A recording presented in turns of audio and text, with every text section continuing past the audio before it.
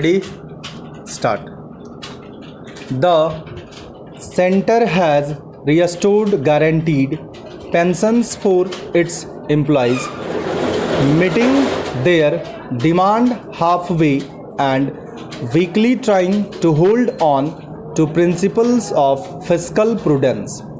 Pension schemes around the world, whether contributory and market linked or underwritten by the exchequer, are facing a crisis due to multiple factors, including demographic reasons. According to the Reserve Bank of India, the total budget estimates of various states and union territories for pension in 2023-24 was rupee 5,22,105.4 crore, which is between 6% hyphen 21% of their total revenue receipts.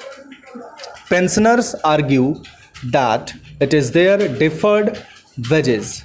It can also be argued that pensions from the exchequer are at the cost of future generations.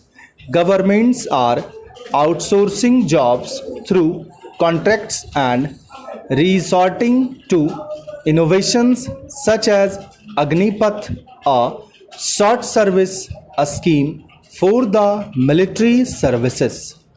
And the ballooning of pension bills is among the reasons that drive such measures.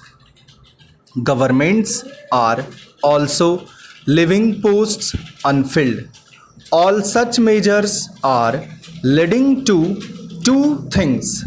First, it negatively affects a state capacity, and second, it reduces avenues for government and public sector jobs for India's expanding number of young job seekers. The new pension scheme, which was market linked and managed by an autonomous entity, was introduced during the stock market boom.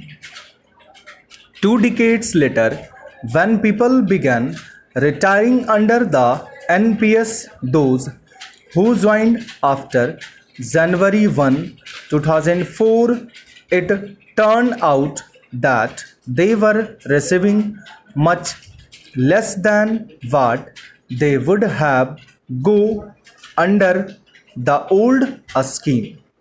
With the Congress making the restoration of the old scheme a central piece of its politics, the BJP was pushed to the corner.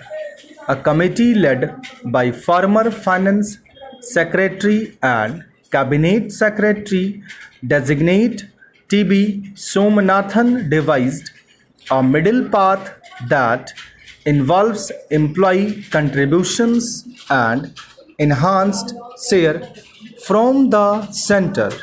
The Unified Pension Scheme, approved by the Cabinet, promises a pension of 50% of the average basic pay of the last 12 months before retirement and a minimum pension of 10,000 for those who worked for at least 10 years. The center's share towards the scheme was increased from 14% under the NPS to 18.5%, which Prime Minister Narendra Modi has said will ensure government employees' dignity and financial security. The BJP and the government should note that no reform can be sustainable without broad political consensus. Social security for older people must cover the widest segment of the population.